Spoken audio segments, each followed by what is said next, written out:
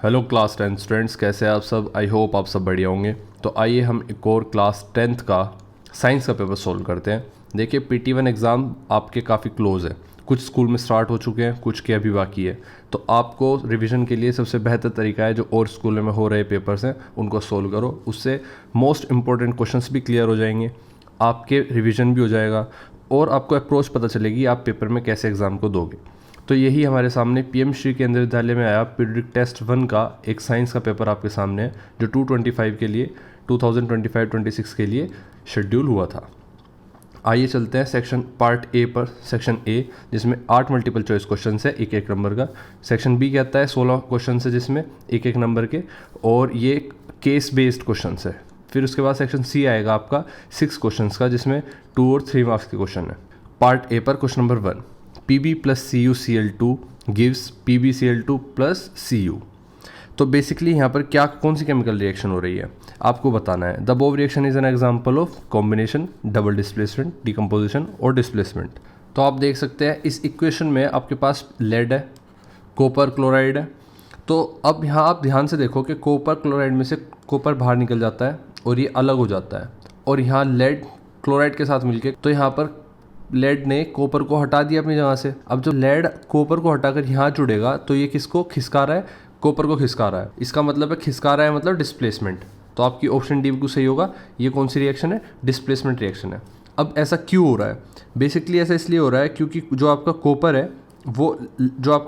है वो less reactive है लेड से। Lead is more reactive than copper, so it displaces copper from the compound forming PbCl2, मतलब के लेड क्लोराइड, और copper is release as a free element. ठीक है, तो ये क्यों हुआ, क्योंकि लेड मोर रिएक्टिव था देन कॉपर। आइए अपनी डिस्प्लेसमेंट रिएक्शन की एक लाइन लिख लेते हैं, हो सकता है आपके पेपर में नेक्स्ट टाइम आ जाए। तो क्या होती है डिस्प्लेसमेंट रिएक्शन, जैसे कि मैंने बताया, a chemical reaction where a more reactive element displaces और replaces the less reactive element from its compound. ठीक है, अगर आपसे डिस्प्लेसमेंट रिएक्शन पूछ लेते हैं तो ये उसकी डेफिनेशन है, जो एक ऐसी केमिकल रिएक्शन जिसमें मोर रिएक्टिव एलिमेंट डिस्प्लेस कर देता है या रिप्लेस कर देता है लेस रिएक्टिव एलिमेंट को उसी के कंपाउंड से। ठीक है, तो ये होगी आपकी डिस्प्लेसमेंट रिएक्शन। अब ये डिस्प्लेसमेंट रिएक्शन होती है इस तरह से, जैसे मान लीजिए A + BC है, तो B लेस रिएक्टिव होगा इस कंपाउंड का, तो A इसको रिप्लेस कर देगा और क्या बनाएगा, AC + B, और B को अलग निकाल के फेंक देगा। तो ये आपकी कौन सी हो गई, डिस्प्लेसमेंट रिएक्शन हमने कर लिया। अब डिकम्पोजिशन रिएक्शन, डबल डिस्प्लेसमेंट और कॉम्बिनेशन रिएक्शन क्या होगी। हमारे सामने कॉम्बिनेशन रिएक्शन का जिक्र हुआ है। कॉम्बिनेशन रिएक्शन तो कवर करते चलेंगे, पेपर में कुछ नहीं पता क्या आ जाए। अब मान लीजिए आपके पेपर में इन तीनों में से कुछ आ गया और हम ये क्वेश्चन सोल्व करके आगे बढ़ गए, तो ऐसे तो फिर नुकसान हो जाएगा ना। तो इसी पेपर में सब चीज़ें क्लियर करते चलेंगे। अब कॉम्बिनेशन रिएक्शन होती है जिसमें अ केमिकल रिएक्शन वेयर 2 और more substances combined to form a single. तो अ केमिकल रिएक्शन, तो ये आपकी कॉम्बिनेशन रिएक्शन हो गई जिसमें आपने देखा कि A + B मिलकर AB बनाते हैं, और इसका एग्जाम्पल हुआ आपका जैसे 2Mg + O2 gives 2MgO। इसी में आप देख सकते हैं कि ठीक है। तो आइए चलते हैं अपनी नेक्स्ट ऑप्शंस की तरफ। तो कॉम्बिनेशन हमने देख लिया, हमने डिस्प्लेसमेंट देख लिया। अब डिकम्पोजिशन रिएक्शन की बात कर लेते हैं। डिकम्पोजिशन रिएक्शन होती है बेसिकली जैसे AB gives A + B, AB gives A + B। अब डिकम्पोजिशन रिएक्शन देख लेते हैं, where a single compound breaks down into 2 और more simple substance.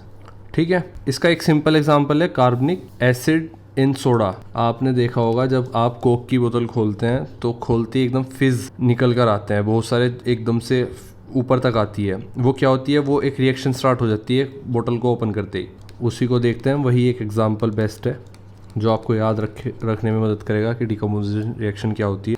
When you open a सोडल बोटा, तो यहाँ पर होता क्या है, जो कार्बनिक एसिड होता है सोडा बोतल में H2CO3, अब ये क्या होता है, ये ढक्कन खोलते ही ये डिकम्पोज हो जाता है किसमें, वाटर और कार्बन डाइऑक्साइड में, जिसकी वजह से ये फिज क्रिएट करता है। और ये डिकम्पोज हो जाता है किसके साथ, ये आपका कार्बनिक एसिड है, ये किसमें टूटता है, H2O + CO2, और ये क्या करता है, फिज क्रिएट करता है। ठीक है, आइए अब हमारे पास बची डबल डिस्प्लेसमेंट रिएक्शन।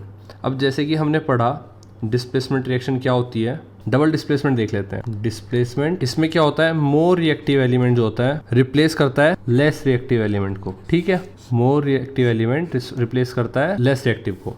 लेकिन इसमें क्या होता है डबल डिस्प्लेसमेंट रिएक्शन में, टू एटम्स और a group of atoms switch places to form new compound. Two atoms और group of atom switch places to form new compound. ठीक है, डिस्प्लेसमेंट रिएक्शन में क्या है, आपने देखा होगा कि A प्लस बी एक्स है, अगर ये क्या देता है, ए एक्स और बी को बाहर निकाल देता है।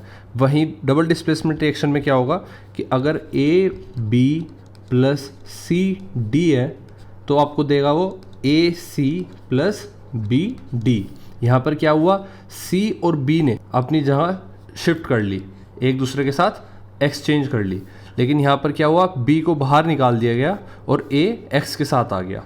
ठीक है, रिप्लेस करता है। और डिस्प्लेसमेंट रिएक्शन में ये आपका क्वेश्चन में ऐसा भी आ सकता है, इनमें डिफरेंस बताओ, तो आप उसके उस माइंडसेट के उस पर्सपेक्टिव के हिसाब से आप क्वेश्चंस को देखते चलना। ठीक है, पेपर में कुछ भी आ सकता है। यहीं पर change of colour takes place, no precipitate forms. Change of colour takes place, colour change होता है और कोई प्रेसिपिटेट फॉर्म नहीं होता। यहाँ पर क्या होता है, यहाँ पर प्रेसिपिटेट फॉर्म होता है। इसी के साथ metals react with salt solution of another metal. यहाँ पर आप लिख सकते हैं metals react with salt solution of another metal. While अगर डबल डिस्प्लेसमेंट रिएक्शन की देखें तो salt solution of two different metals react with each other. Salt solution of two different metals react with each other.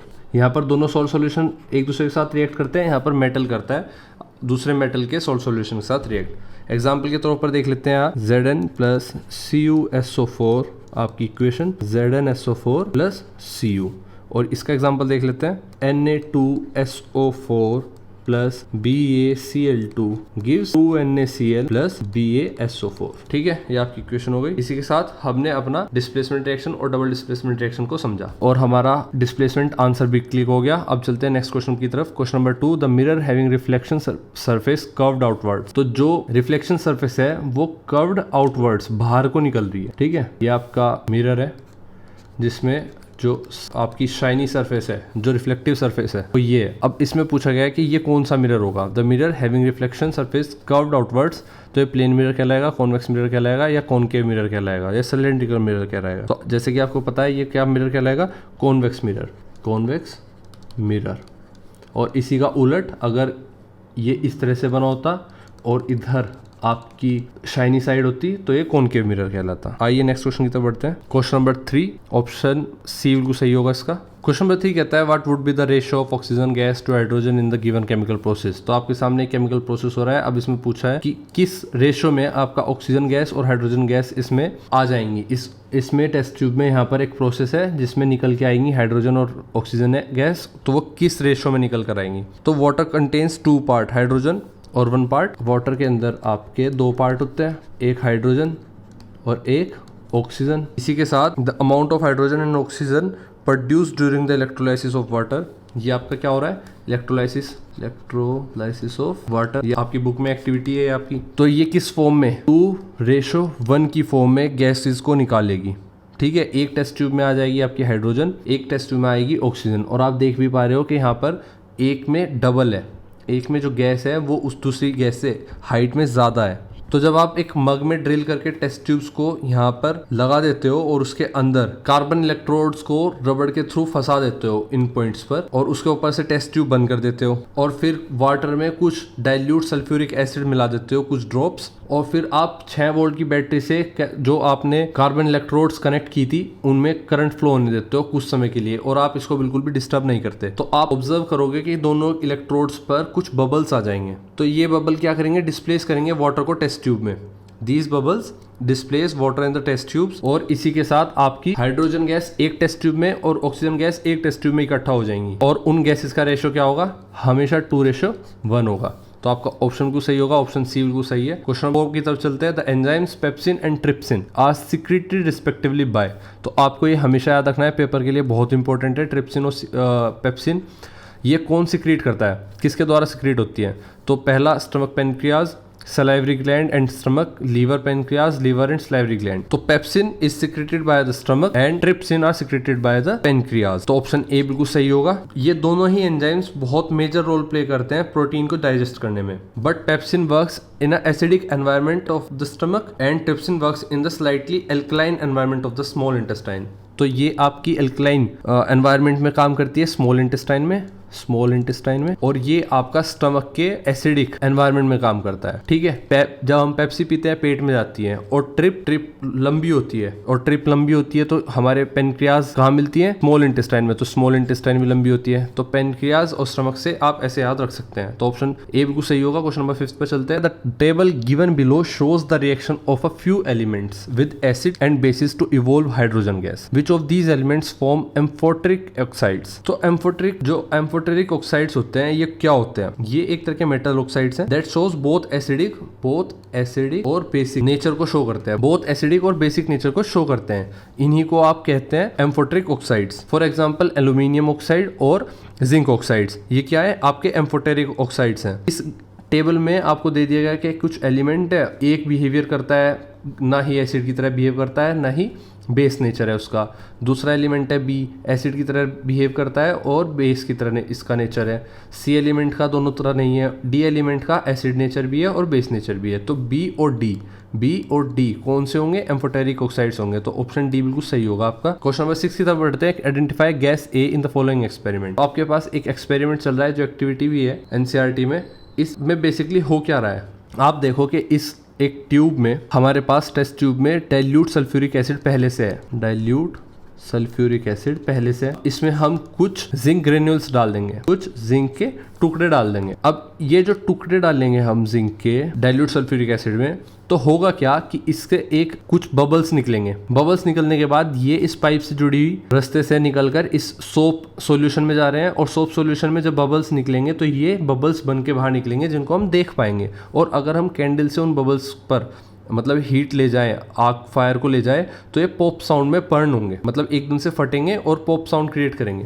यही activity है। अब इस activity में पूछा गया है कि गैस ए कौन सी गैस है। अब इसमें बबल ऑफ गैस ए, जो बबल बने हैं उसके अंदर एक गैस है जो यहाँ से पूरा ट्रेवल करके यहाँ पहुंच रही है और पॉप साउंड क्रिएट कर रही है। तो ये कौन सी गैस होगी? ये आपकी हाइड्रोजन गैस होगी। ध्यान रखना हमेशा, ये आपकी हाइड्रोजन गैस होगी जब आपके जिंक ग्रेन्यूल्स आपके डाइल्यूट सल्फ्यूरिक एसिड में रखे जाएंगे। और इसकी कई बार इक्वेशन भी पूछ लेता है एग्जाम में, इसकी इक्वेशन भी पूछ लेता है। तो इक्वेशन होगी इसकी Zn plus H2SO4 gives ZnSO4 plus H2, और यही H2 आपका निकल के गैस की फॉर्म में निकल रहा है। ठीक है, यही आपका गैस की फॉर्म में निकल रहा है। जिंक आपका सॉलिड फॉर्म में था, H2SO4 आपका डाइल्यूट फॉर्म में था। तो ये आपकी इक्वेशन हो गई जो बहुत इंपॉर्टेंट है।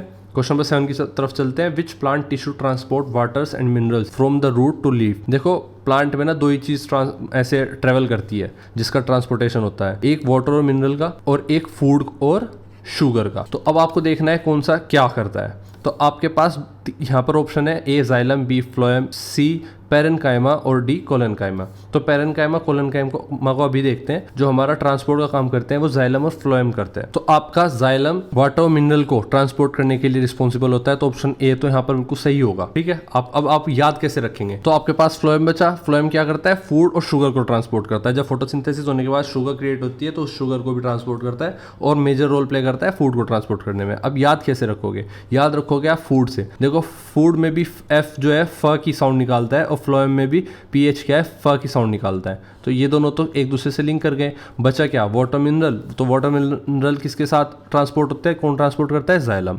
इससे आप याद रखेंगे कि फूड और फ्लोएम नहीं आया तो जाइलम वाटर मिनरल को ट्रांसपोर्ट करता है। इसी के साथ पेरेन्काइमा और कोलेनकाइमा। अब देखो ऑप्शंस में आ गया है तो हम डिस्कस करते चलेंगे। तो आपको मैं बता देता हूँ। तो पेरेन्काइमा आपका प्लांट का सबसे सिंपल और कॉमन टिश्यू होता है। इसमें जो सेल्स होते हैं वो जीवित, इसमें जो सेल्स होते हैं वो लिविंग होते हैं। ठीक है, बहुत सॉफ्ट और पतले होते हैं, सॉफ्ट और थिन। इन सेल्स के बीच में, और ये किसकी बात चल रही है? सेल्स की। और इन सेल्स के बीच में क्या होती है? खाली जगह होती है। जैसे आप देखो स्पॉन्ज में नहीं होती, जो घर पे बर्तन साफ करते हैं, जो उसमें स्पॉन्ज से साफ करते हैं, उसमें जो खाली जगह होती है, बिल्कुल उसी तरह से इन सेल्स के बीच में क्या होती है? खाली जगह होती है। ये प्लांट के फ्रूट्स, लीव्स, स्टेम्स में मिलते हैं। प्लांट के फ्रूट्स, लीव्स, स्टेम्स में मिलते हैं। अब प्लांट के अंदर फूड स्टोर करता है, ये काम क्या करता है, इसका फंक्शन क्या है, फूड को स्टोर करना। फंक्शन क्या है, फूड स्टोरेशन। और फोटोसिंथेसिस भी करता है जब इसमें क्या होता है, जब इसमें प्रेजेंट रहता है आपका क्लोरोफिल, ठीक है। और ये सबसे इंपॉर्टेंट प्लांट के जख्म मरने में इंपॉर्टेंट रोल प्ले करता है। जैसे सेब के अंदर का हिस्सा सॉफ्ट नहीं होता, बस वो पैरेन्काइमा ही होता है, ये मान लो आप। जो जैसे मैंने बताया ना फ्रूट्स में पाया जाता है, तो जो सेब के अंदर का हिस्सा होता है वो सॉफ्ट होता है, तो वो क्या होता है, पैरेन्काइमा ही मान लो उसको। इसी के साथ चलते हैं अपना कोलेनकाइमा को समझते हैं। जैसे पैरेन्काइमा की हमने बात की, अब देख लेते हैं अपना कोलेनकाइमा। कोलेनकाइमा बेसिकली ये प्लांट की लिविंग टिश्यू, तो ये होता तो सेम उसी तरह से है प्लांट का लिविंग टिश्यू, लेकिन इसमें ये होता तो लिविंग टिश्यू ही है, बट इसकी सेल्स थोड़ी लॉन्ग एंड थिक होती है, ठीक है। इसी के साथ सेल वॉल थोड़ी मोटी और अनइवन, जो इसकी सेल वॉल होती है थिक एंड अनइवन। और ये क्या करता है, ये प्लांट को सपोर्ट देता है, सपोर्ट गिव्स टू प्लांट। जैसे हमारी हड्डियां देती है ना, वैसे ही ये प्लांट को सपोर्ट देता है। जैसे आपने देखा होगा जो पत्तों के बीच में, पालक के पत्ते के बीच में डंडी होती है ना, जो उसको गिरने टूटने नहीं देती, जो झुका देती है पत्ती को, ये मान लो पालक के बीच की डंडी है और ये पत्ता है आपका, तो ये क्या हो गई, ये आपकी कोलेनकाइमा हो गई। आइए अपने नेक्स्ट क्वेश्चन की तरफ बढ़ते हैं। क्वेश्चन नंबर, हमने क्या क्या कवर कर लिया, हमने xylem, phloem, parenchyma, collenchyma. Question number 8 की तरफ बढ़ते हैं। In the above diagram light is travelling through different media. It is noted by a scientist that angle 1 equal to angle 3 equal to angle 4, but angle 2 is smaller than angle 1. Which of the following statement would be correct? तो basically आपके पास एक image है। अब इस image में क्या हो रहा है कि आप देखो, लाइट आई एक मीडियम से दूसरे मीडियम में ट्रेवल करती है, तो एंगल 1 जो है उससे छोटा है एंगल 2, एंगल 1 से छोटा है एंगल 2, यहाँ पे गिवन है। तो आप देख सकते हो ये क्या होगा, ये ज़्यादा डेंस्ड होगा, ये जो मीडियम है मीडियम 2, ये क्या होगा, ज़्यादा डेंस्ड। इसी के साथ एंगल 1, एंगल 3, एंगल 4 इक्वल है, तो आप देख सकते हैं हमारे ऑप्शन से medium 1 is the denser than medium 3 but its density is equal to medium 2।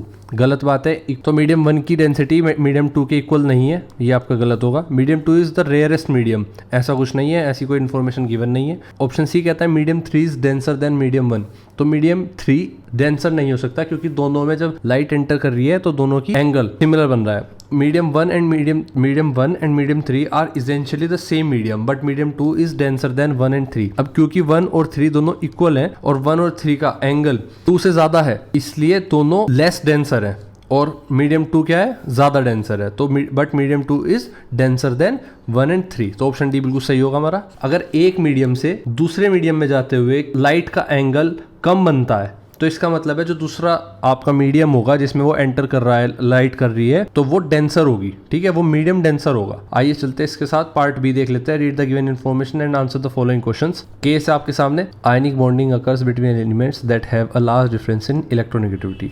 तो जो आयनिक बॉन्ड बनता है वो कब बनता है, जब दो एलिमेंट्स के बीच में लार्ज डिफरेंस होता है, किसमें, इलेक्ट्रोनेगेटिविटी में। तो इलेक्ट्रोनेगेटिविटी का डिफरेंस ही आयनिक बॉन्ड बनाता है। अब देख लेते हैं, in ionic bonding a metal atom with a low electronegativity loses electrons to form positively charge, ठीक है, और कैटायन भी बोलते हैं उसको। और a non metal with high electronegative gains electrons to form negatively charge ion, जिसको अनायन भी बोलते हैं। As a result there is an electrostatic attraction between these ions with results in an ionic bond. तो देखो ionic bond create हो जाता है जब दो मेटल और नॉन मेटल के बीच में इलेक्ट्रोनेगेटिविटी का डिफरेंस आता है, क्योंकि एक पॉजिटिव चार्ज होने के लिए, पॉजिटिवली चार्ज होने के लिए लूज करता है इलेक्ट्रॉन और दूसरा नेगेटिवली चार्ज होने के लिए गेन करता है इलेक्ट्रॉन, ठीक है। These types of compound are called ionic compound. ये आपकी आयनिक कंपाउंड की डेफिनेशन हो गई। अब इसके बेस पर क्वेश्चन हमें दिया गया है, question number 9, the electronic configuration of 3 elements x, y, z आर। तो x की इलेक्ट्रॉनिक कॉन्फ़िगरेशन है 28, y की है 287 और z की है 282। तो ऐसे क्वेश्चंस में हमें सबसे पहले देखना होता है कि आपका वैलेंस इलेक्ट्रॉन्स कितने हैं। अब वैलेंस इलेक्ट्रॉन्स कौन से होंगे, ये लास्ट का जो इलेक्ट्रॉन आपको दिखाई देगा यही वैलेंस इलेक्ट्रॉन है, ठीक है। अब जिसमें 1 2 3, अगर 1 2 3 वैलेंस इलेक्ट्रॉन है तो इसका मतलब है ये tend to lose these electrons to achieve a stable. तो अपने आप को स्टेबल बनाने के लिए ये लूज करेगा इलेक्ट्रॉन, क्योंकि इसके पास कम है, देने में फ़ायदा है। और अगर 4 to 7 है तो इसके पास बॉन्ड स्ट्रॉन्ग हो जाएगा, ये गेन करेगा इलेक्ट्रॉन, जिसके बाद ये गेन करेगा। तो अब आप देखो जो लूज करेगा वो पॉजिटिवली चार्ज हो जाएगा और ये क्या कहलाएगा, मेटल कहलाएगा। और 4 to 7 वाला गेन करेगा, ये क्या कहलाएगा, नॉन मेटल कहलाएगा। अब इसमें क्वेश्चन पूछा है आपसे which of the following is correct. तो x इज अ मेटल, देखो x ना कोई मेटल नहीं है क्योंकि ये कन्फिग्रेशन कंप्लीट हो रहा है, तो ये क्या होगा, नोबल गैस होगा, नोबल गैस होगा। y है 287, अब इसमें 7 है यहाँ पर क्योंकि ये गेन करने की, tend to gain the electrons, इसका जो नेचर है वो गेन करने का इलेक्ट्रॉन, जिससे कि ये निगेटिवली चार्ज हो जाए, अनायन बना। तो ये क्या होगा, ये नॉन मेटल होगा, नॉन मेटल होगा। और Z क्या होगा आपका, क्योंकि यहाँ पर 2 है, ये लूज करने के लिए तैयार है, 1 2 3 के बीच में इसके वैलेंस इलेक्ट्रॉन्स है, तो ये क्या होगा आपका, मेटल होगा। अब देख लेते हैं कौन सा ऑप्शन सही कह रहा है। तो X metal, Y is a metal, Y is a non metal है, Z is non metal, Z is a metal, Y is non metal and Z is a metal. तो ऑप्शन डी बिल्कुल सही होगा आपका, बिल्कुल करेक्ट ऑप्शन होगा। Question number 10 पर चलते हैं। Which of the following properties is not generally exhibited by ionic compounds. तो बेसिकली देखिए आयनिक कंपाउंड जो होते हैं वो कैसे होते हैं, वो मेटल और नॉन मेटल से मिलकर बने होते हैं। तो आपके पास ऑप्शन ए है KCl, जिसमें आपके पास पोटेशियम क्लोराइड है, HCl, CCl4 और NaCl सोडियम क्लोराइड। तो फर्स्ट और जो फोर्थ है आपके पास वो बेसिकली किससे बने हैं, पोटेशियम क्लोराइड और सोडियम क्लोराइड। तो जैसे ऑप्शन ए आपके पास KCl, ये किससे बना है, पोटेशियम क्लोराइड। अब पोटेशियम क्या है, फॉर्म ऑफ मेटल है, और आपका NaCl सोडियम क्लोराइड क्या है, मेटल है। तो मेटल और नॉन मेटल से मिलकर NaCl और KCl बना है, तो ये दोनों तो पूछे नहीं गए हैं, नोट आयनिक कंपाउंड पूछा गया है। तो सेकंड और थर्ड होगा आपका HCl हाइड्रोजन क्लोराइड और CCl4 कार्बन टेट्राक्लोराइड। तो ये दोनों किससे मिल के बने हैं, ये बेसिकली आपके हैं कोवैलेंट कंपाउंड, जो किससे मिलके बने हैं, नॉन मेटल और नॉन मेटल से।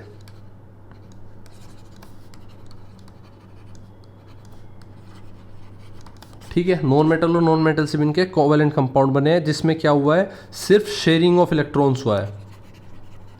अब आप एक चीज़ हमेशा याद रखना, जहाँ पर भी शेयरिंग ऑफ इलेक्ट्रॉन आएगा ना, शेयरिंग ऑफ इलेक्ट्रॉन्स, वहाँ पर कोई रिलेशन नहीं होगा किसके साथ, आयनिक कंपाउंड के साथ। लेकिन अगर ट्रांसफ़र ऑफ इलेक्ट्रॉन्स आता है कहीं पर लिखा, ट्रांसफ़र ऑफ इलेक्ट्रॉन्स, तो डायरेक्ट लिंक होगा आपका आयनिक कंपाउंड के साथ। ठीक है, ट्रांसफर ऑफ इलेक्ट्रॉन्स होता है बेसिकली आयनिक कंपाउंड के प्रोसेस में, लेकिन sharing of electron covalent compound के प्रोसेस में होता है।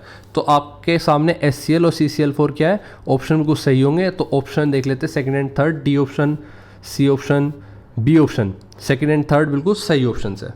क्वेश्चन नंबर 12 पर चलते हैं। Which of the following statement is incorrect about ionic compounds. अब आयनिक कंपाउंड के बारे में कौन सा स्टेटमेंट बिल्कुल गलत है, ionic compounds are aggregates of oppositely charged ions, बिल्कुल सही बात है, अपोजिटली चार्ज आयंस का इकट्ठा जोड़ होता है। Ionic compounds are formed by transfer of electrons, बिल्कुल सही है, जैसे मैंने बताया आपको ट्रांसफर ऑफ इलेक्ट्रॉन्स की बात आएगी तो आयनिक कंपाउंड की बात चल रही है। Ionic compounds are formed by sharing of electrons, देखो मैंने कहा था ना जहाँ पर भी शेयरिंग आएगा, अब हमने क्लियर किया इस चीज़ को, क्यों का बताया मैंने। तो ऑप्शन सी बिल्कुल सही होगा हमारा, क्योंकि option C as a question के हिसाब से सही होगा, क्योंकि ये गलत है और पूछा भी इनकरेक्ट गया था। इनकरेक्ट स्टेटमेंट बताओ जो आयनिक कंपाउंड के बारे में हो। तो ionic compound not shares electron, it transfers electron. ठीक है, ionic compounds are formed between elements having difference in electronegativity, बिल्कुल सही बात है, ये एक कंपाउंड फॉर्म करते हैं जिनके एलिमेंट्स के बीच में इलेक्ट्रोनेगेटिविटी का डिफरेंस होता है। तो ऑप्शन डी भी बिल्कुल सही था, सी ही गलत था, वही हमारा आंसर होगा। आइए नेक्स्ट केस पढ़ लेते हैं। Read the given information and answer the following questions. Case है आपका, पहेली boat a chips packet and opened it. तो पहेली एक चिप खरीदती है जिसके पैकेट को खोलती है। सडनली हर फ्रेंड भूजो came, he started playing and forget to eat the chips. तो वो चिप्स खाना भूल जाते हैं, वो एक चिप्स अपना खोल के भूल जाते हैं। ऑन द नेक्स्ट डे, अगले दिन वे चिप्स खाते हैं, उसके बाद उसे अजीब सा भी फील होने लगता है।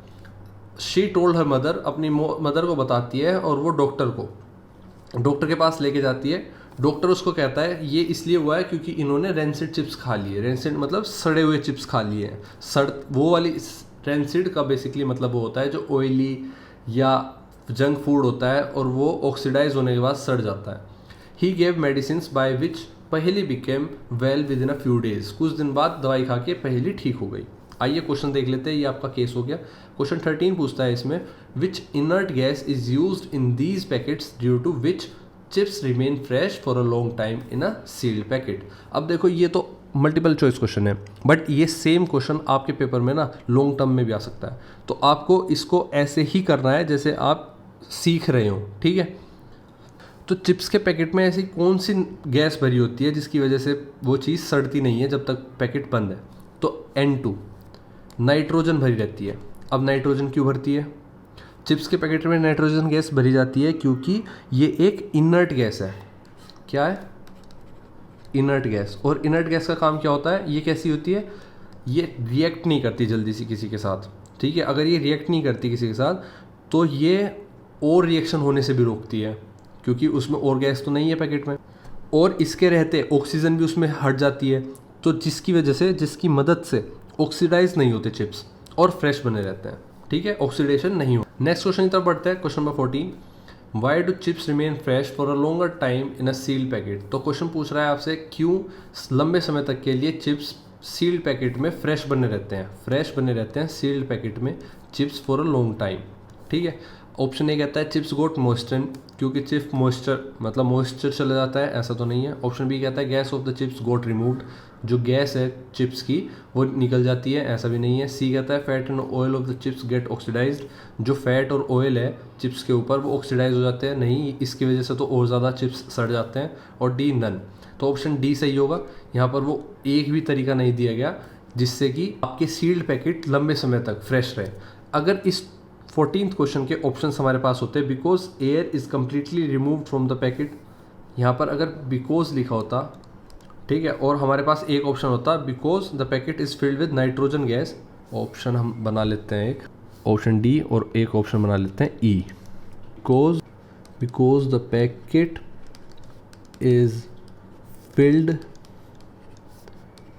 With nitrogen gas to prevent oxidation. ये ऑप्शन बिल्कुल सही होता हमारा अगर ये अवेलेबल होता, ठीक है, ये लाइन बिल्कुल। क्वेश्चन नंबर 15 की तरफ चलते हैं। 3Fe+4H2O gives Fe3O4 + 4H2, select the oxidising agent in this equation.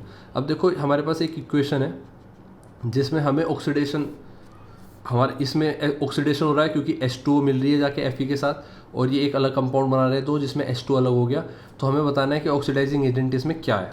तो क्योंकि Fe H2O के साथ रिएक्ट कर रही है तो हमारा ऑक्सीडाइजिंग एजेंट क्या होगा? H2O, ऑप्शन डी बिल्कुल सही होगा, क्योंकि ऑक्सीडाइजिंग एजेंट वो होता है जो दूसरे को ऑक्सीडाइज करे और खुद रिड्यूस हो जाए। यहाँ H2O ने ऑक्सीडाइज किया Fe को और खुद रिड्यूस हो गया, मतलब H2 अलग हो गया और O उसके साथ छोड़ दिया, तो Fe3O4 बना। ये इक्वेशन आपकी इस तरह से लिखी जाएगी, Fe3O4 + H2 + 4H2, ठीक है। H2O is a oxidising agent.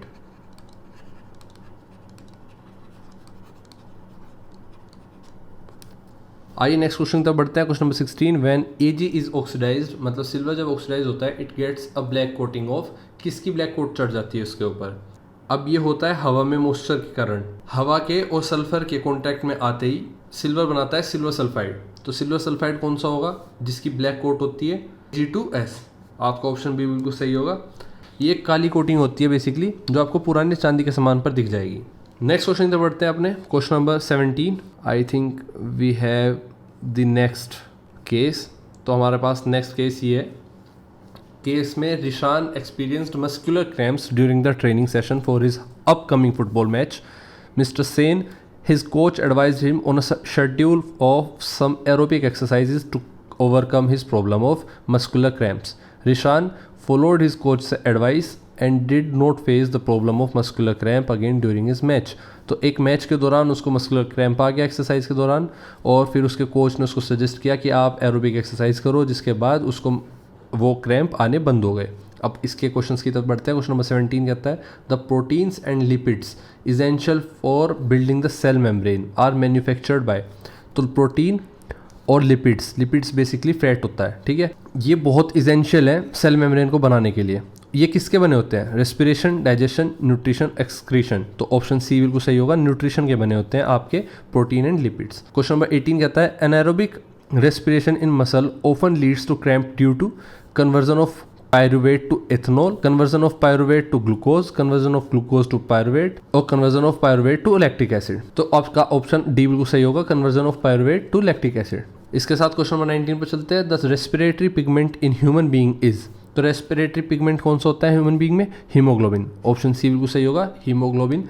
Haemoglobin क्या करता है? आपकी ऑक्सीजन को ब्लड के थ्रू बाकी ऑर्गन्स के पास ले जाता है। हीमोग्लोबिन एक लाल रंग का प्रोटीन होता है जो आरबीसीज में पाया जाता है। ये ऑक्सीजन को लंग से लेके आपका सेल्स तक लेके जाता है, इसलिए इसे रेस्पिरेटरी पिगमेंट भी कहते हैं।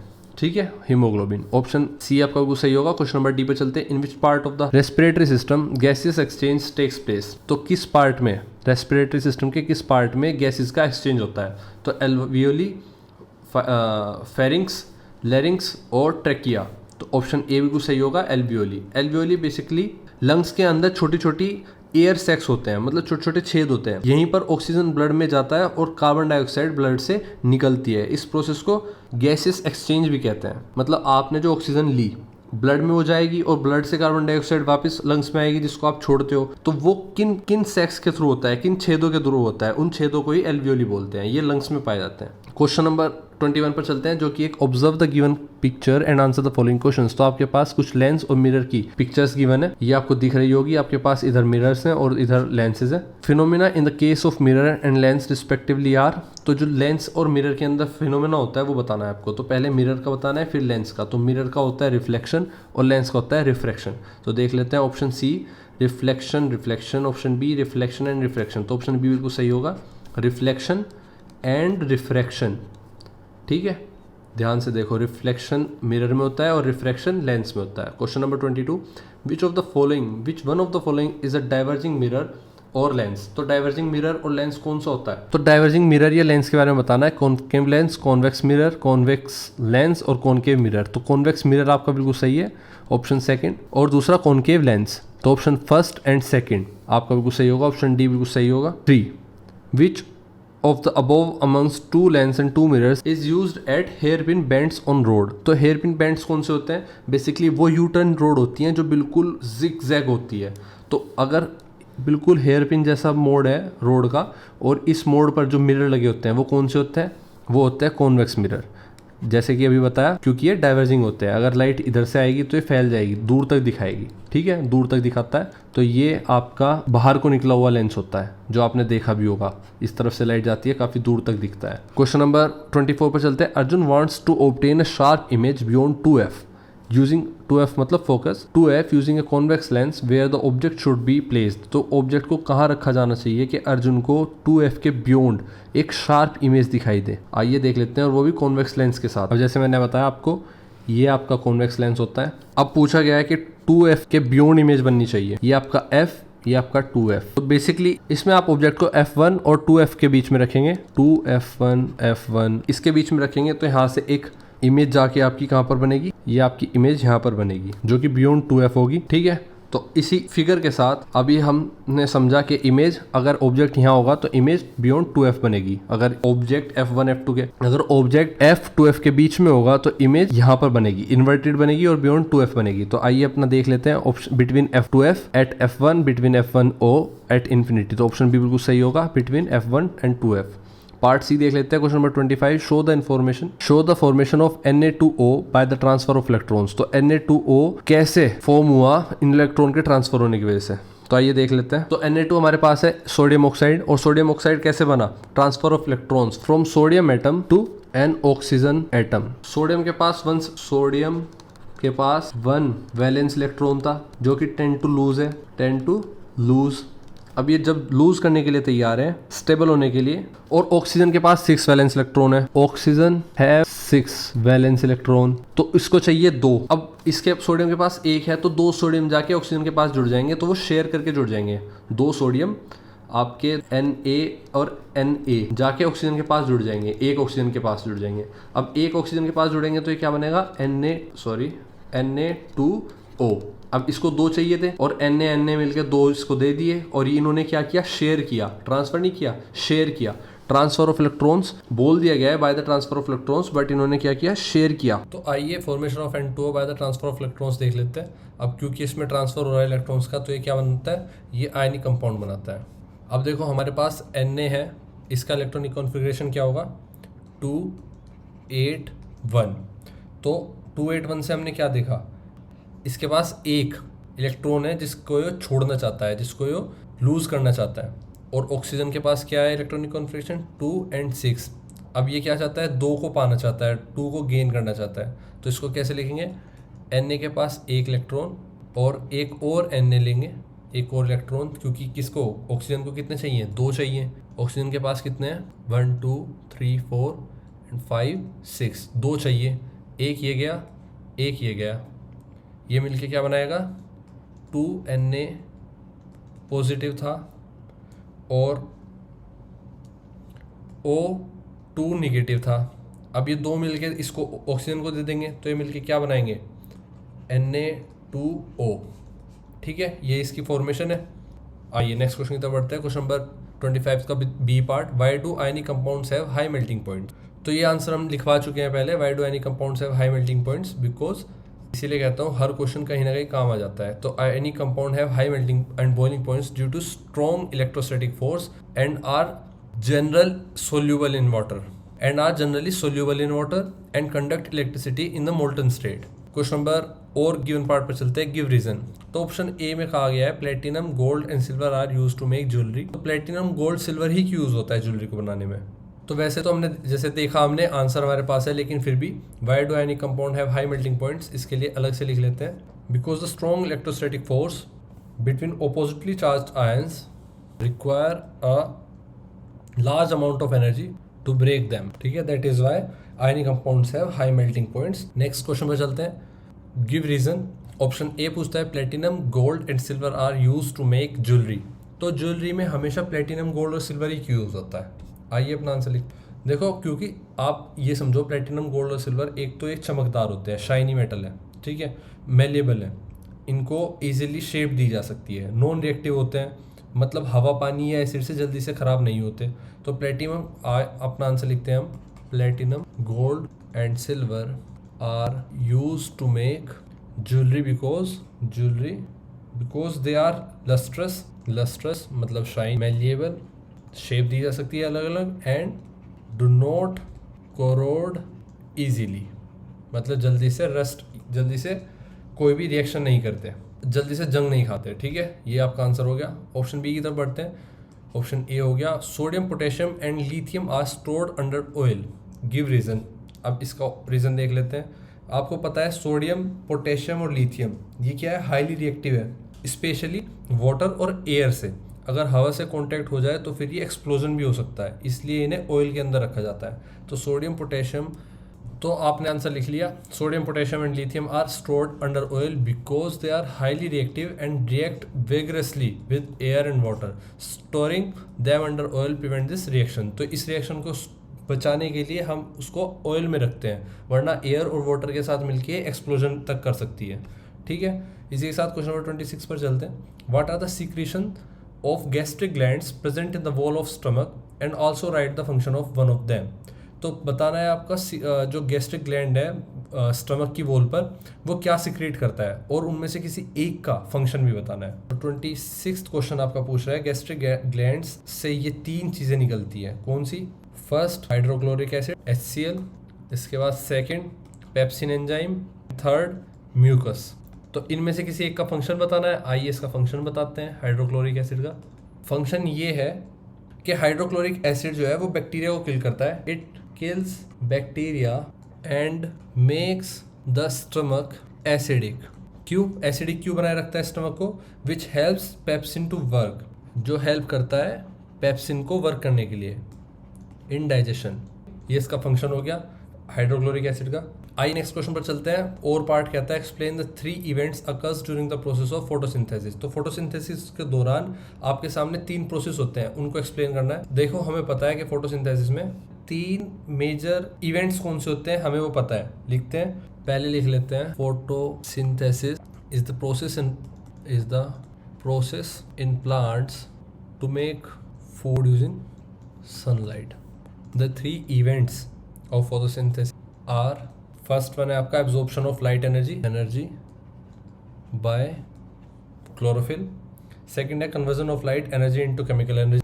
सेकंड है conversion of light energy into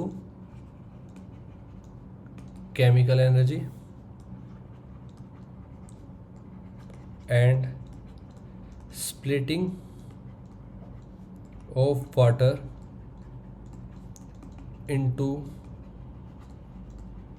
hydrogen and oxygen.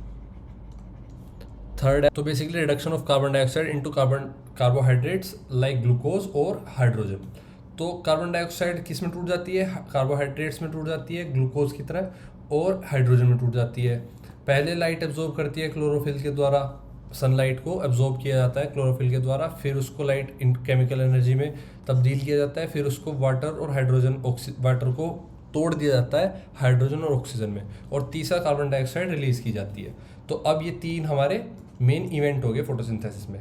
आइए हम अपना नेक्स्ट क्वेश्चन देख लेते हैं. क्वेश्चन नंबर 27 जो कहता है write one balanced equation each of the decomposition reaction where energy is supplied in the form of heat, light और इलेक्ट्रिसिटी. हीट, लाइट और इलेक्ट्रिसिटी.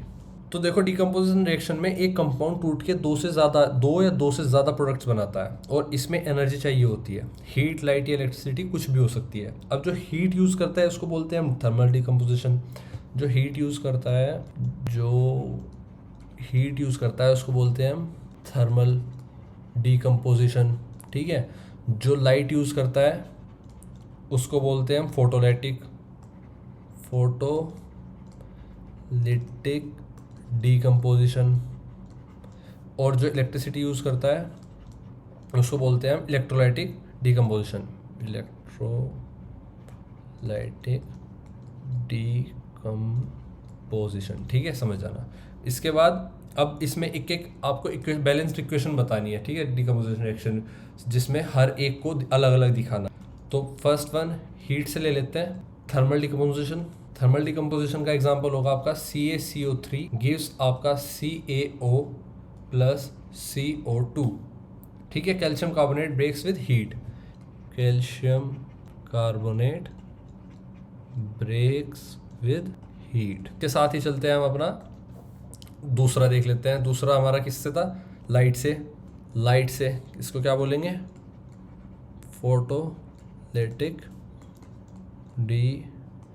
डिकम्पोजिशन. इसका example 2AgCl gives 2Ag plus Cl2. ठीक है. यहाँ पे क्या हुआ? Silver chloride breaks in sunlight. इसमें क्या हुआ? Silver chloride breaks with the help of sunlight. और लास्ट आपका जो इलेक्ट्रिसिटी से होगा थर्ड,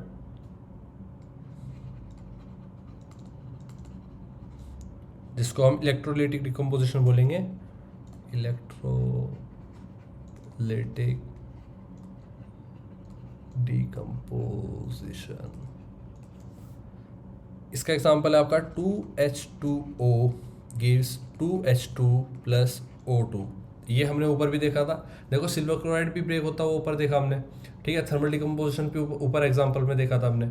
और ये 2H2O भी सबसे पहले हमारी इमेज के साथ हमने जो इलेक्ट्रोड्स के साथ देखा था कि 2:1 में हमारा 2:1 में ऑक्सीजन और हाइड्रोजन अलग हो जाते हैं. ये क्वेश्चन भी हमने ऊपर देखी थी, जिसमें हम लिख सकते हैं कि वाटर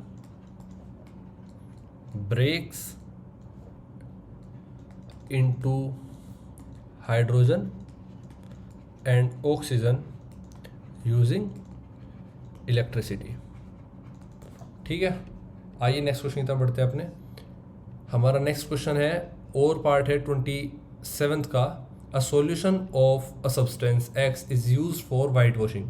तो वाइट वॉश के लिए कौन सा सब्सटेंस यूज़ किया जाता है? किस सब्सटेंस का सॉल्यूशन यूज़ किया जाता है? तो आप हमेशा ध्यान रखना, वाइट वॉश के लिए यूज़ किया जाता है आपका कैल्शियम. वाइट वॉश के लिए यूज़ किया जाता है आपका हमेशा कैल्शियम ऑक्साइड, जिसको हम बोलते हैं क्विकलाइम.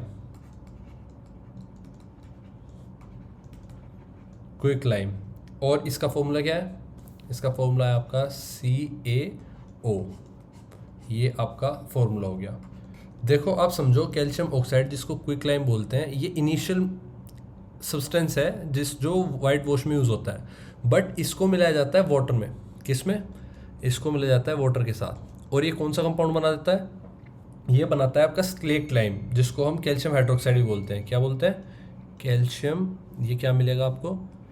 कैल्शियम हाइड्रोक्साइड, जिसका फॉर्मूला क्या होता है? CaOH2। अब ये बेसिकली वो सॉल्यूशन है जो वाइट वॉश के लिए यूज़ होता है, बट जो इनिशियल है वो कैल्शियम ऑक्साइड है, तो आपका आंसर कैल्शियम ऑक्साइड ही होगा। ठीक है, अब इसकी फॉर्मेशन, इसकी इक्वेशन क्या होती है? इसकी इक्वेशन होती है CaO था आपके पास, जिसको आपने H2O के साथ मिलाया, इसने क्या दिया आपको? CaOH2। ठीक है, और ये सॉल्यूशन मिला है वाइट वॉश में। तो आपसे अगर सब्सटेंस पूछा जाएगा तो आप इसको नहीं, इसको टिक करोगे।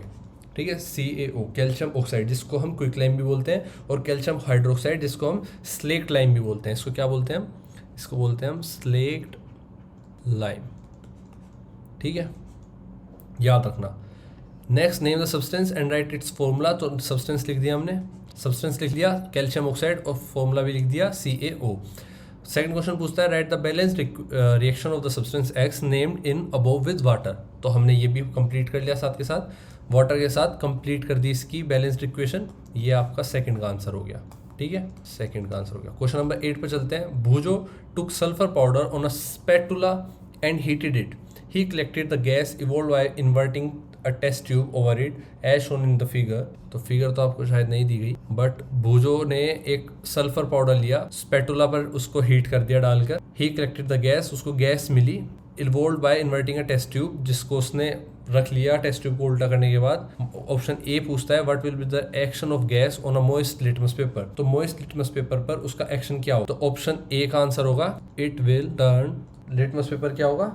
टर्न हो जाएगा किसमें? Blue litmus to red. ठीक है, इसके साथ ऑप्शन बी पूछता है give reason for the colour change in above equation. तो अबोव इक्वेशन में जो कलर चेंज हुआ उसका रीजन आपको देना है। Burning of sulphur produces SO2। तो ऑप्शन बी का आंसर लिख लेते हैं हम। बी है आपका बर्निंग ऑफ सल्फर, सल्फर के जलने से वो हमें क्या देता है? Produces SO2 which is acidic in nature. जो कोई एसिडिक होता है वो लिटमस पेपर पर ब्लू से रेड में टर्न हो जाता है। इसी के साथ ऑप्शन सी पर चलते हैं। Question number C, right a balanced chemical equation for the reaction taking place. तो जो रिएक्शन हो रही है इसको आपको बताना है। तो सल्फर था प्लस O2 जो मिलके बनाता है SO2। तो give reason for the following. Option A कहता है we apply paint on iron articles. क्यों? इसका रीजन देना है कि हम पेंट को क्यों अप्लाई करते हैं किसी आयरन की चीज़ पर। तो गिव रीजन का जो आपका क्वेश्चन कौन सा है? क्वेश्चन नंबर 28 का पार्ट ए। आइए इसका आंसर लिखते हैं। पेंट प्रिवेंट्स रस्टिंग, ये जर लगने से बचाता है। Paint prevent rusting by stopping air and moisture from reaching iron. By stopping air and moisture from reaching iron. Iron तक एयर और मॉइस्चर को पहुंचने से पेंट रोकता है, इसीलिए पेंट को लगाया जाता है। ऑप्शन बी देखते हैं। बी पूछ रहा है आपसे sodium is kept immersed in kerosene. तो केरोसिन में सोडियम को क्यों रखते हैं? जैसे कि हमने पहले भी इसको सोल्व कर लिया है कि सोडियम पोटेशियम को हम ऑयल में क्यों रखते हैं, ये उसका सेम आंसर है। Sodium is very reactive and catches fire in air.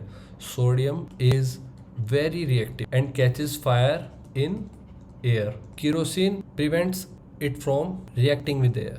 ठीक है, वो एयर से रिएक्ट होने से रोकता है बेसिकली। ठीक है, ये आपका आंसर हो। ऑप्शन सी पर देख लेते हैं। Respiration considered an exothermic reaction. ऐसा क्यों? तो रेस्पिरेशन को एक्सोथर्मिक इसलिए कहा गया है क्योंकि एनर्जी रिलीज होती है जब हमारी बॉडी में ग्लूकोज का ब्रेकडाउन होता है ना, तो एनर्जी रिलीज होती है, और एनर्जी का निकलना एक की फीचर है एक्सोथर्मिक रिएक्शन का। ठीक है, एनर्जी का निकलना एक की फीचर होता है आपकी एक्सोथर्मिक रिएक्शन का। जब एनर्जी रिलीज होती है तो उस रिएक्शन को क्या कहते हैं? उस प्रोसेस को क्या कहते हैं? एक्सोथर्मिक। तो वही आपसे पूछा गया था कि एक्सोथर्मिक रिएक्शन क्यों कहते हैं, इसका हमने आंसर रीजन लिख लिया। क्वेश्चन नंबर 9 पर चलते हैं। A concave lens of focal length 15 centimetre forms an image 10 centimetre from the lens. तो लेंस से 10 सेंटीमीटर दूर एक कॉन्वेक्स लेंस की जिसकी 15 सेंटीमीटर फोकल लेंथ है 10 सेंटीमीटर दूर इमेज बनाती है। तो आपसे पूछा गया how far is the object. Object कितनी दूर रखा होगा, और also find the size and nature of the image. Size और नेचर उसका फाइंड करना है। तो आइए देख लेते हैं। हमारे पास कॉन्केव लेंस है जिसकी फोकल लेंथ 15 है। ये एक आपका न्यूमेरिकल है जिसकी इमेज मैंने आपके सामने रख दी है। देखो, इसको समझने के लिए बेसिकली कहा गया है कि जो आपकी फोकल लेंथ है वो 15 सेंटीमीटर है। तो हमने टोटल देख ली 2f कितनी होगी 30 सेंटीमीटर। तो आपकी इमेज यहाँ पर रखी हुई है। आपके सामने कौन सा लेंस है? आपके सामने कॉन्केव लेंस है जिसमें 10 सेंटीमीटर दूर आपकी इमेज रखी हुई है। आइए इस न्यूमेरिकल को करते हैं। Focal length of concave lens कितनी दी गई है? फोकल लेंथ दी गई है -15 सेंटीमीटर। फोकल लेंथ दी गई है 15 centimetre forms an image 10 centimetre from the lens. अब देखो कॉनकेव लेंस की बात की गई है। कॉनकेव लेंस में जो फोकल लेंथ है वो निगेटिव में होती है। तो अपने क्वेश्चन में फोकल लेंथ कितनी दी गई है? फोकल लेंथ दी गई है 15। तो कॉनकेव लेंस की वजह से ये क्या होगी?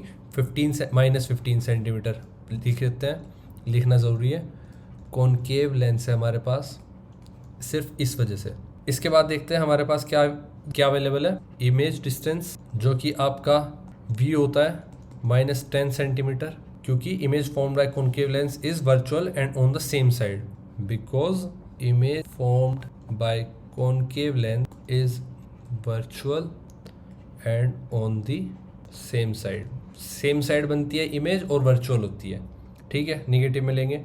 अब हम अपना लास्ट स्टेप देख लेते हैं, जो हमारा फॉर्मूला है लेंस का 1/v minus 1/u equal to 1/f। इसमें वैल्यू पुट करेंगे 1/u equal to 1/v minus के 1/f, क्योंकि हमें u निकालना है।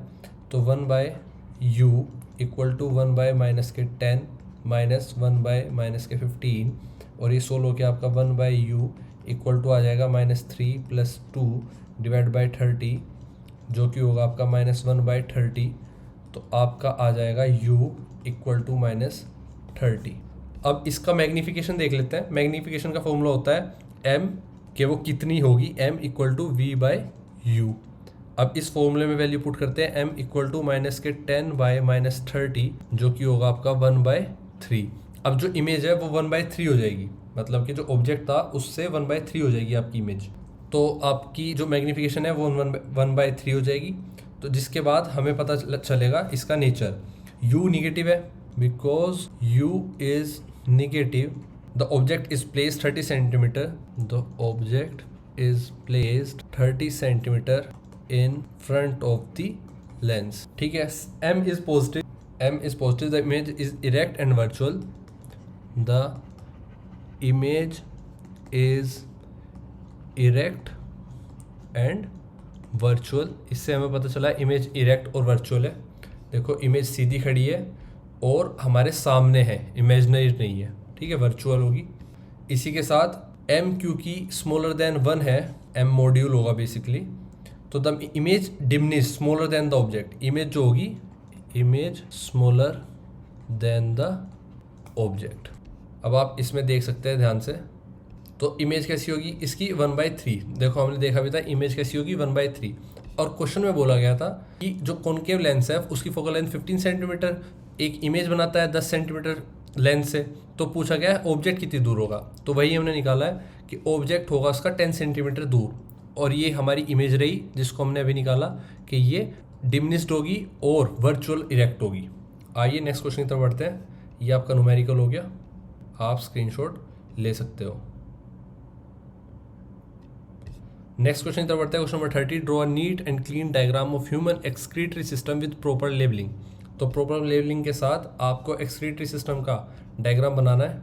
बेसिकली ये बनाना मुश्किल होता है, लेकिन आपको प्रैक्टिस करनी पड़ेगी। अब हम प्रैक्टिस कर लेते हैं, क्योंकि ये इमेज तो आपके सामने कई जगह पर आ जाएगी, बट हम प्रैक्टिस कर लेते हैं आपके साथ, ठीक है। तो आइए चलते हैं अपने एक्सक्रीटरी सिस्टम पर, ह्यूमन एक्सक्रीटरी सिस्टम। अब आपके सामने पेपर में सिर्फ इमेज आ सकती है और आपको लेबल करना हो सकता है, या इमेज बनाने के लिए भी आ सकती है। तो पहले इमेज बनाना सीख लेते हैं। देखो आप पहले मैं सिंपल भाषा में बता रहा हूँ, आप पहले सिर्फ ये चीज़ ही बनाओगे, ठीक है।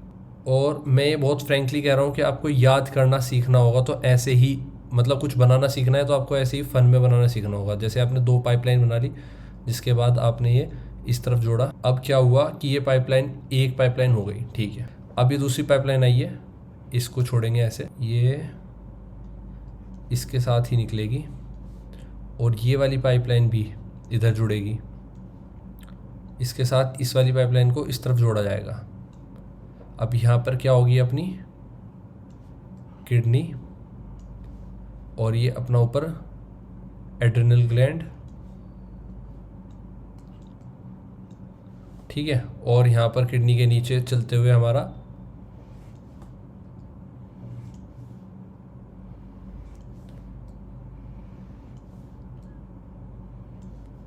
आएगा आपका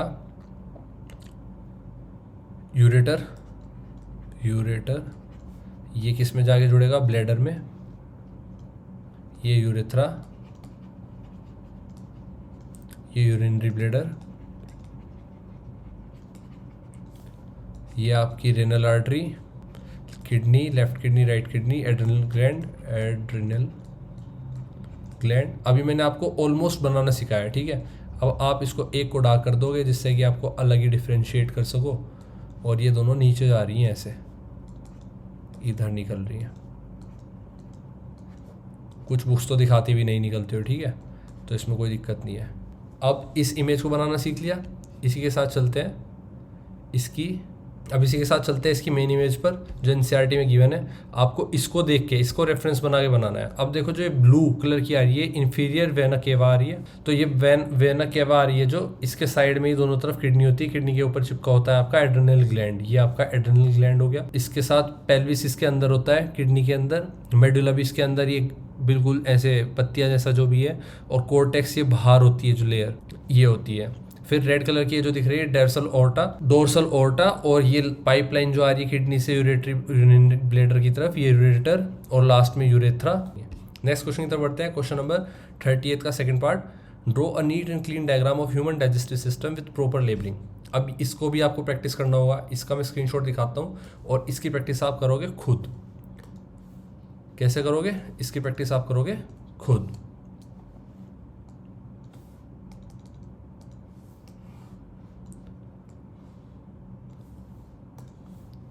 ओरल कैविटी दिखानी है, माउथ भी दिखाना है, सब मैक्सिलरी एंड सब लिंगुअल ग्लैंड्स भी दिखाने हैं, फेरिंग्स भी दिखाना है। ये आपका फेरिंग्स हुआ गया, ऊपर रेड कलर का आपका पैरोटाइड ग्लैंड हो गया। माउथ के पीछे ही जो पाइपलाइन जा रही है उसको ओरल कैविटी बोलेंगे, और नीचे जो माउथ के नीचे आप ये बबल सा दिखाओगे ये सब मैक्सिलरी एंड सब लिंगुअल ग्लैंड्स बोलोगे।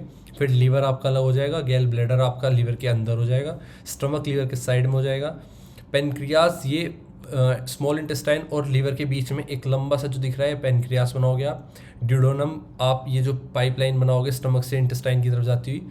फिर आप कोलन, जेजनम, डिसेंडिंग कोलन ये सब बनाओगे, एनस तक सब बनाओगे, ठीक है। इलियम, वर्मीफॉर्म, अपेंडिक्स, ये लास्ट में एक छोटा सा टुकड़ा, सब चीज़ दिखाओगे। और इसका आप स्क्रीनशॉट ले सकते हो, प्रैक्टिस कर सकते हो बनाने के लिए, ठीक है। आइए अपने क्वेश्चन पेपर देख लेते हैं। क्वेश्चन पेपर लगभग हमने बहुत अच्छे से सोल्व कर लिया। आई होप आपको समझ में आया होगा। वीडियो अच्छी लगती है, हेल्पफुल लगती है, एक भी क्वेश्चन आपको लगता है पेपर में आप कर पाओगे और आप इससे सीखने को मिल रहा है आपको इस वीडियो से, तो आप वीडियो को लाइक करके जाना। वीडियो को लाइक करने का टारगेट रखते हैं, ऑलमोस्ट 100 लाइक्स करेंगे इस वीडियो को। और वीडियो अपने दोस्तों में शेयर कर दिया करो और चैनल को सब्सक्राइब कर देना। आपकी क्लास के नेक्स्ट क्वेश्चन पेपर को सोल्व करते हुए मिलते हैं, तब तक के लिए बाय।